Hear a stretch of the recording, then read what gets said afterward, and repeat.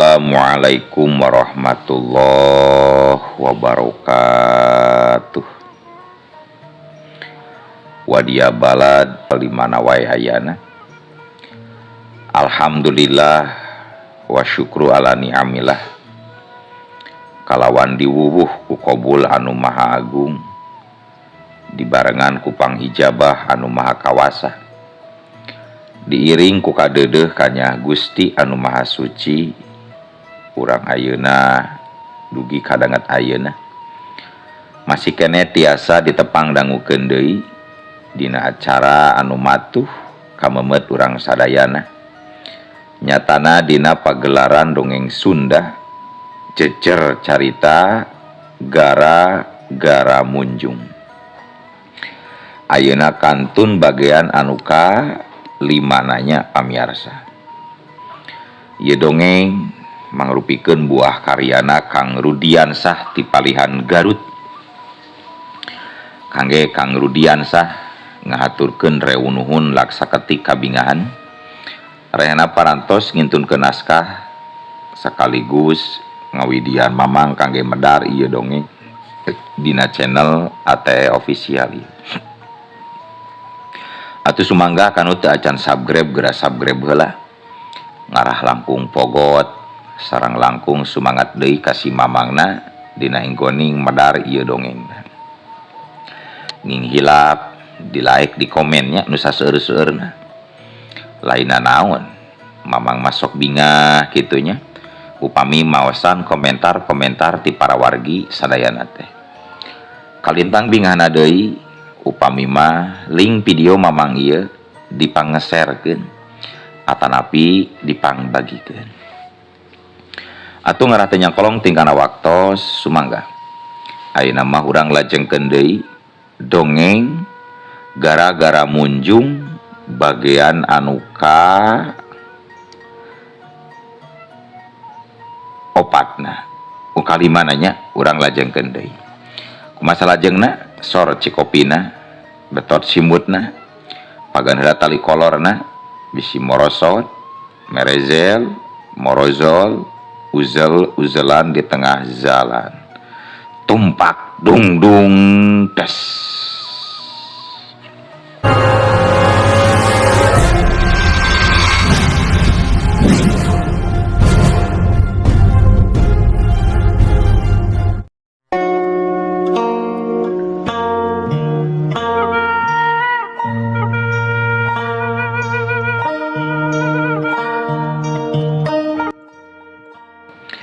Oh, hanya owe ngerti maksud Mang Kasam bicara, tapi owe sungguh tidak mempermasalahkan keadaan ini. Tanpa ditemani istrimu pun berterima kasih pada owe, itu juga sudah cukup. Namun tetap, walaupun begitu, ini harus ada syarat. Bukan begitu Liang Tong, hanya engkong cengli ngomong kitu nate bari ngareret ka pamajikanan anu direret gancang unggek bari ngawalon. Oh, betul sekali engkong, hanya maka dari itu Mang Kasam harus nyaho syarat apa yang mesti dilakoni oleh Mang Kasam.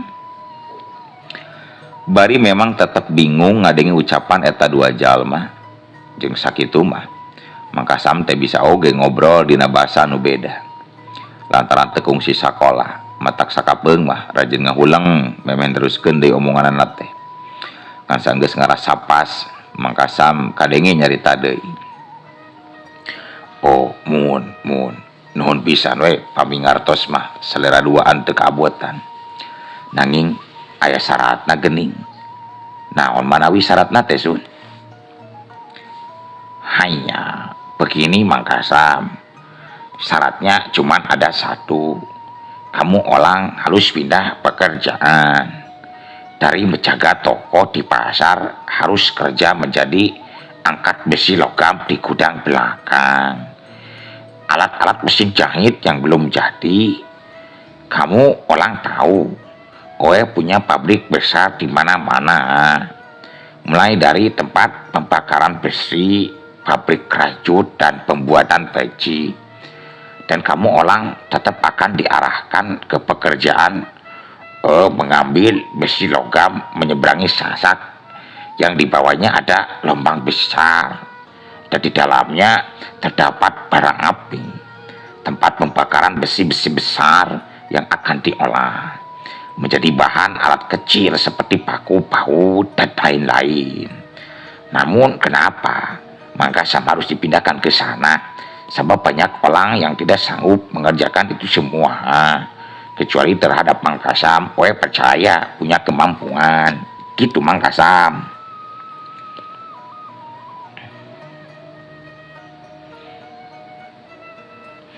Mangkasam ngagebeg jero hatena.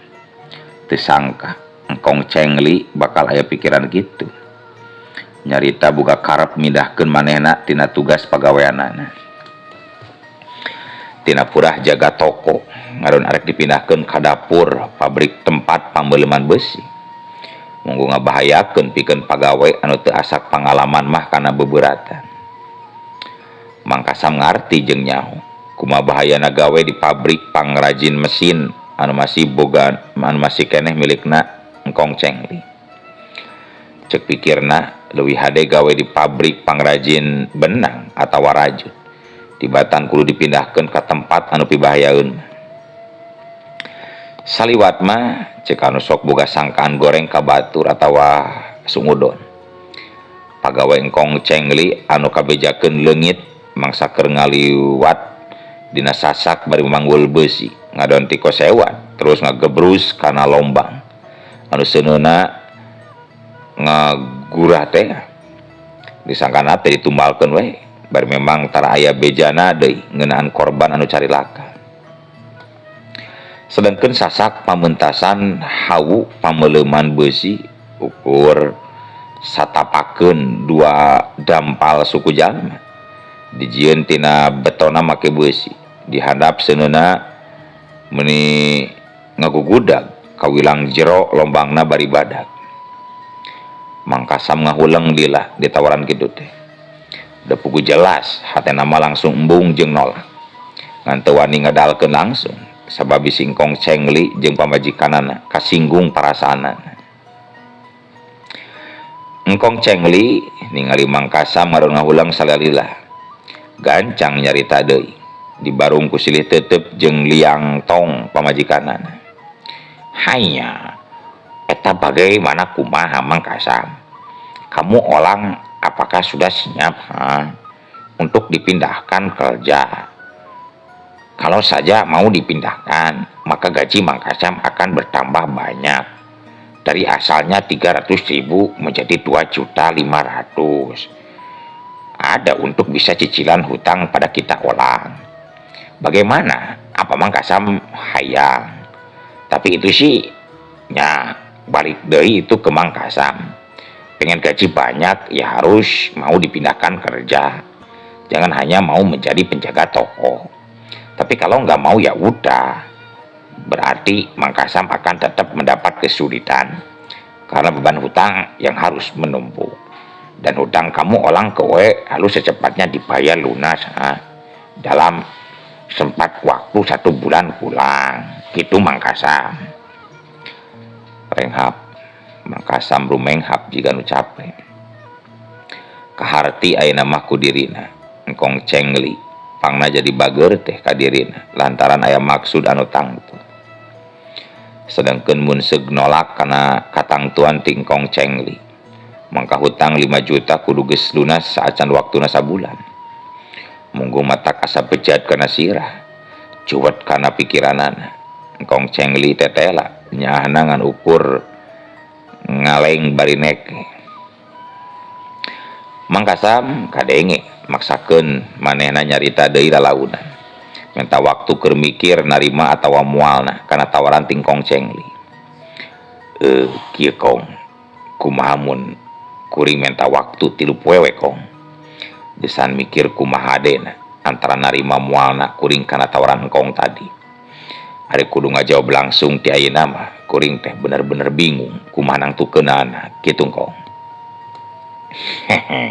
Hanya bagus begitu juga Mangkasam bagus. Oe setuju dengan permintaan kamu Olang. Bagaimana kamu Liang Tong? Setuju pula kah dengan pamen tanah waktu 3 hari dari Mangkasam? Hanya Liang Tong anu direret Genjang Unggek bari ngajawab mangrupa sikap anu sapinuna masrakeun kana katangtuan tinu jadi salaki. Hanya terserah pendapatmu suamiku, keputusan ada di dirimu, jadi silahkan. Kalau memang Mangkasam minta waktu untuk mikir, ikut setuju saja. Engkong cengli seuri nembongkeun huntuna nu karehol. Baik, ternyata istri awak setuju juga. Kamu Olang minta waktu, tapi ingat hanya 3 hari, jangan minta lebih. Oke? Hanya siap kong siap. Tong hariwa kuring pasti sanggeus 3 poe waktuna bakal datang deui ka dieu pikeun mere jawaban nu pasti. Tong sieun kong. Kitu antara obrolan Mangkasam jeung pribumi. Tur sanggeus ngarasa cukup aya di dinya sarta nepikeun pamaksudanana. Mangkasam akhirna terus pamitan gesan mulang ka lembur. Bari kayaan harita wanci geus mimiti reupreupan poe. Nandakeun wanci beurang tereh kasilih ku wanci peuting. Nalika keur anteng leumpang harita Mangkasa bet jadi pikiran hayang nyimpang ka imah Kang Juhana anu memang bakal kaliwatan ku dirina. Atuh leok Mangkasam ngaleo. Terila oge Mangkasam geus nepi ka imah anu ditujuna. Tur kedatangan Mangkasam tetela langsung dibagiakeun ku Kang Juhana katut ceotih pamajikanana. Kabeneran eta salaki pamajikan teh teu keur ka mana-mana aya di imahna. Ngan aya nu mata kaget pikeun hate Mangkasam. Sabab leungeunna Kang Juhana lebah siku anu katuhu kayaanana bet aya tapak 3 tatu kawilang rada jero tapak bedog. Malah can garing tatuna teh jika karek menang mopokan ke obat dang daunan. Bagea Mangkasam, bagea sok diuk damang di diuk. Geuning wayah kieu masih kena kukulam perengan, tas di mana mang? Kang Juhana gancang nanya ka semana. Bari nitah diuk dina kursi kosong. Sedeukeun cootih katingali ngoloyong ka dapur, nyokot opieun jeung inumeunana keur suguhkeuneun ka semana.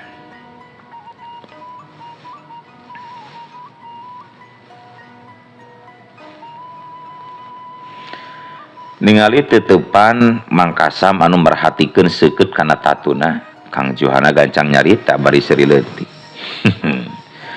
Tuh kudu kaget mang, puguh kuring teh peuting mangkukna ngarapan cilaka menang musibah ye. Cek Kang Juhana. Mangkasam sanggeus diuk dina kursi kosongna, tembong jadi ngemuka kaget paromanana. Terus tumanya lantaran kajurung kurasa kapanasaranan. Har, nah cilaka kunaon ari Kang Juhana? Kuring puguh kaget nempot hatu anu nepi ka kitu dina eta leungeun mah. Tanya Mangkasam. Nyaeta kieu ye mang jujutan teh. Nalika kuring keur balang siar di peuting, usaha anu geus matu. Harita bet beunang dipegat ku warga anu diantarana bari maroba pakarang seukeut. Terus pada ngepung jeung pada ngudah.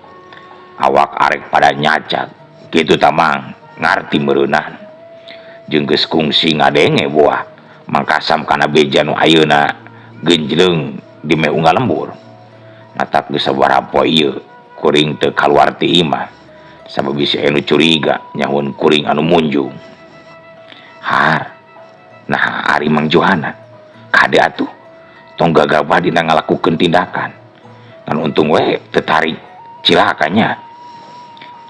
Cootih anu ngahajam mairan cai jeung opieun ka semana terus milu nembrong ngomong sarta ngilu ngobrol di eta rohangan. Ah dasar Kang Juhana atuh nganun hampir cilaka balang siar ti peuting harita mah meh teu bebeunangan nyawa ngalayang ngan untung abdi geus dibejaan ti samemena ku si Akang mun seuneulilin kakali cesan tarik gancang pareuman seuneulilina sarta piceun cai anu aya dina baskom ka kolong palupu sabab kayaan kitu nandakeun si Akang keur ngaranapan bahaya di kepung warga nya gancang we ditiup ku kami teh.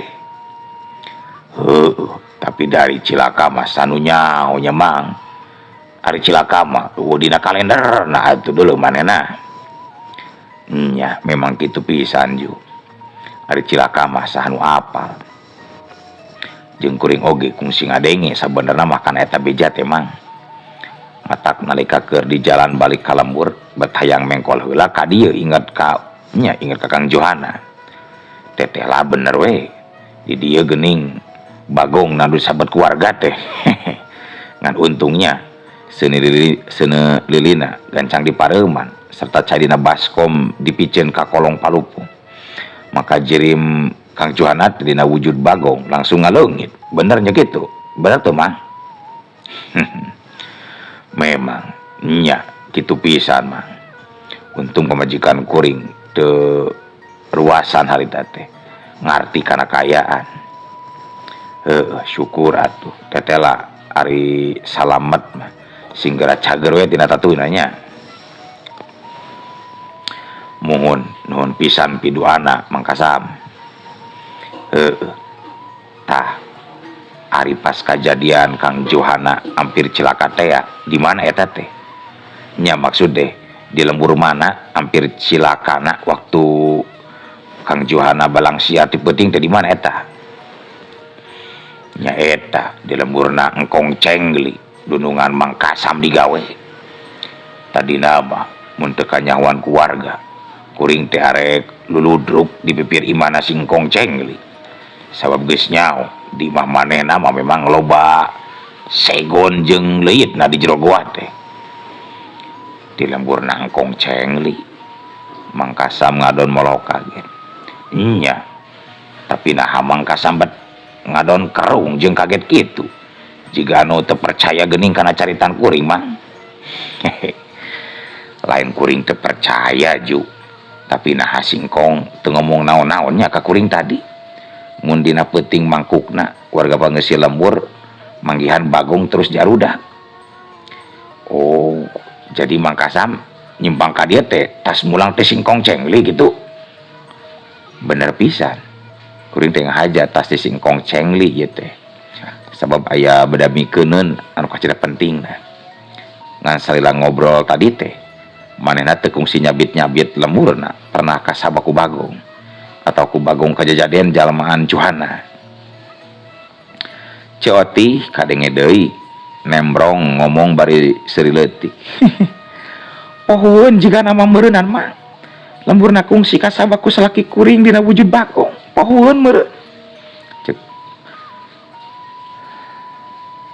Cek Ceoti. Tah jika namanya pohon meureunan karena kejadian penting harita matak teu ngobrol ke naon-naon ka Mangkasam ngan ari Mangkasam nyaho ti mana atuh ngeunaan eta beja anu katarima. Nya aya tatangga kuring anu ngobrol cenah mah kitu we nya akhirna kuring teh jadi inget ka Kang Johana nu salila ieu memang sok balang siar ti peuting ari pek teh nyawe dibuktikeun teh teu nyalahan geuning. Tapi keke kuring oge hayang nyaho sabenerna mah ieu teh Mangkasam geus aya keperluan naon tadi ti singkong cengli lain prek keneh gawe teh alatan budak keur galering. Oh nya eta ngahaja kuring nepungan engkong cengli teh sabab arek sasadu dumeh lila teu gawe. Tapi ari kayaan budak mah geus mendingan lah maju ka sehat eta oge matak teu melang ninggalkeun teh ngan hajakal aya we kabingung teh terus tambahan gara-gara engkong cengli menta sangkan kuring daek pindah gawe mang. Nah kabingung Mangkasam teh naon teh ya cik jelaskeun ka kuring. Sugan we atuh, kuring duaan boga bong bolongan anu hade. Dipindahkeun gawe teh dipindahkeun ka mana? Lain kitu manehna. Cekang Johana bari ngareret ka Cootih pamajikanana. Anu direret gancang unggek bari terus ngawalon. Nya bener pisan, abdi jadi panasaran ngarandapan kabingung naon Mang Kasam teh ayeuna. Kabingung kuring teh ngeunaan masalah pagawean. Cootih ku singkong ngadon arek dipindahkeun ke pabrik tempat pambeuleman besi. Tadi nama kuring teh arek keluar eureun gawe sabugajina saeutik eueuh keur tendeuneun. Oh, ku tante kitunya. Nah, abad dipindahkeun cenah mah gawena ka pabrik tempat pembeuleman besi. Atawa Mang Kasam boga pengalaman gawe di tempat berat model kitu mah. Ah, lain kitu cik itu. Aya sabab musabana aya sabab musababna we ieu mah. Kawilang licik dunungan kuring dipikir-pikir mah. Jadi kieu ye mimitina pangna kuring arek dipindahkeun tempat gawe ku nu jadi dunungan teh. Saterusna mah Mang Kasam barabat we nyaritakeun naon rupa anu jadi bang balu hatena sakaligus meta bong bolongan anu hade ti Kang Johana jeung ceu itu. Mang Kasam memang lain bae ngan sakadar sesobatan wungkul jeung pribumi salila ieu. Tapi Mang Kasam daek teu daek terus beunang ka pangaruhan gesan milu jadi anak buah Nyi Blorong. Sadengkeun Kang Johana jeung Cootih tembong ngabandungan kalayan daria kana caritaan anu diguar ku Mang Kasam pinuh ku perhatian.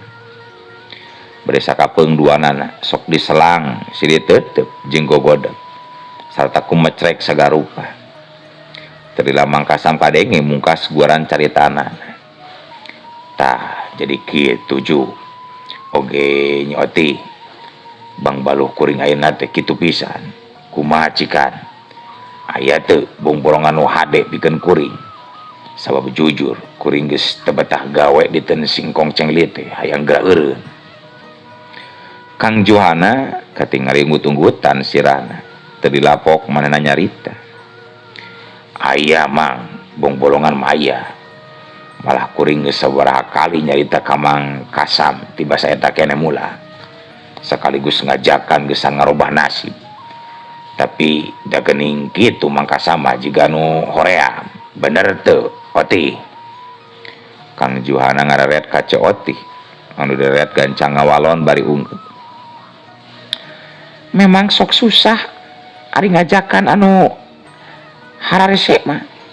Coba mun ti kamari daek milu aud mujaka para lembut laut selatan nya laut kidul.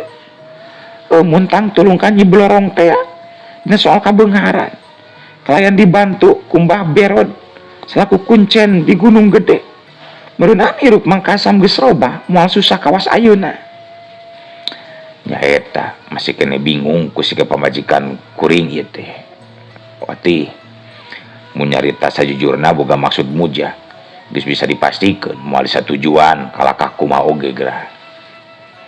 Atunya entong ngomong hari rek munjung mah pasti we ulahun.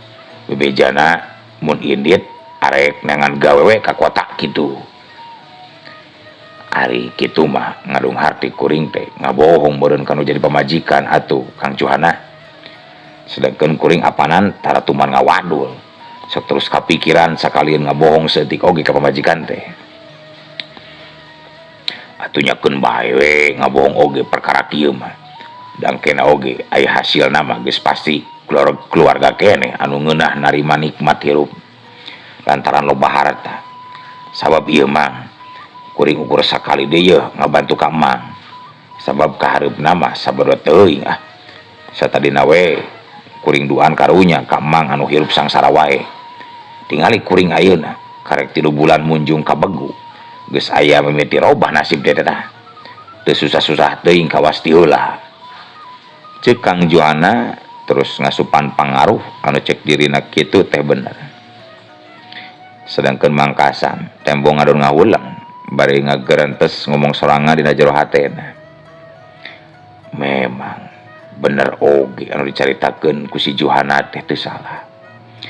Lamun hirup hayang aya kamajuan teh salahna lamun aing nyobaan muja ka para lembut laut kidul.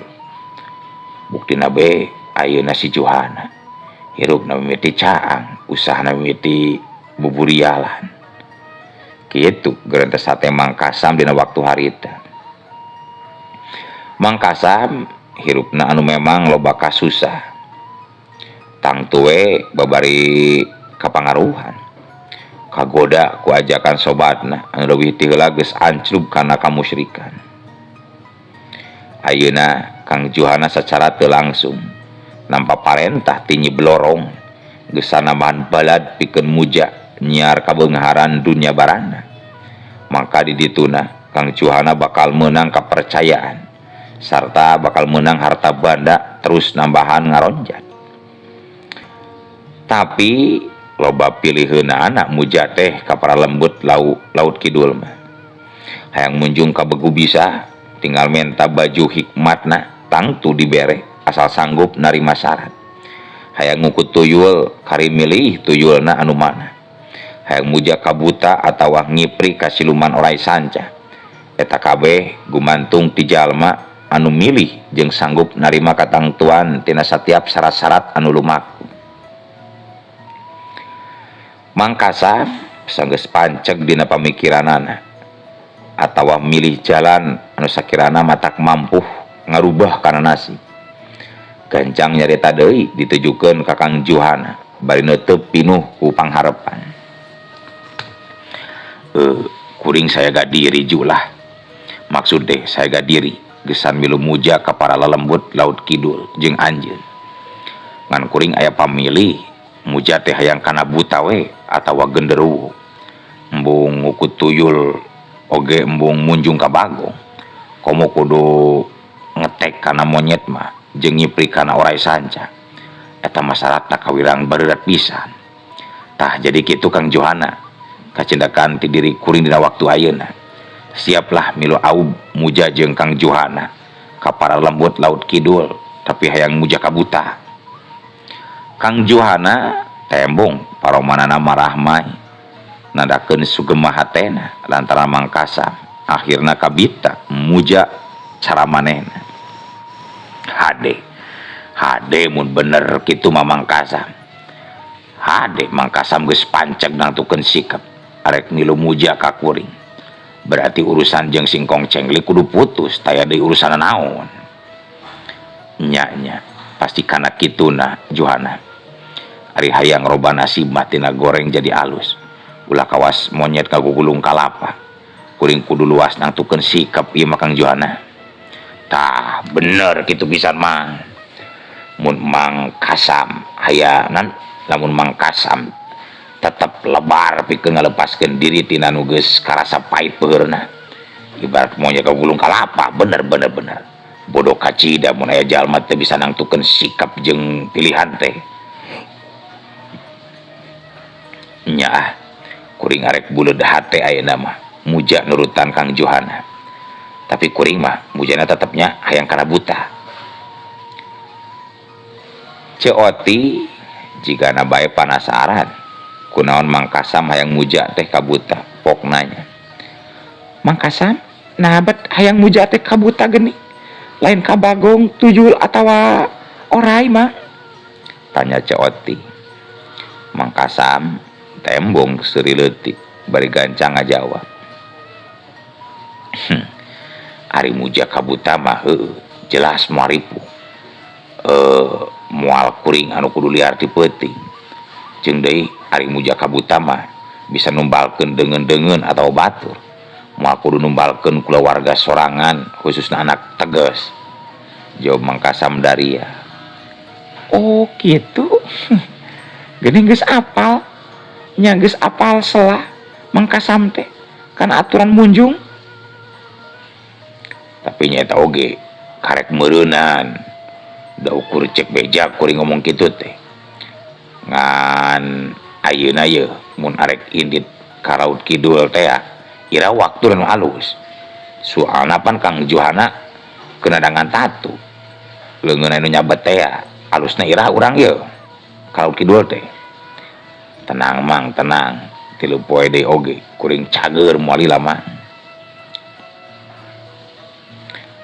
Oh nya syukur atuh ari moal lama ku kuring jadi teu sabar ye hayang geura idit mang nya tenang tapi nalika kaayaan keur kitu nah atuh ari ujug-ujug eueuh waktosna kabujeng seep wadia balad keun atunya ieu dongeng teh urang cakapkeun we heula dugi ka dieu insyaallah enjing pageto baris dilajengkeun deui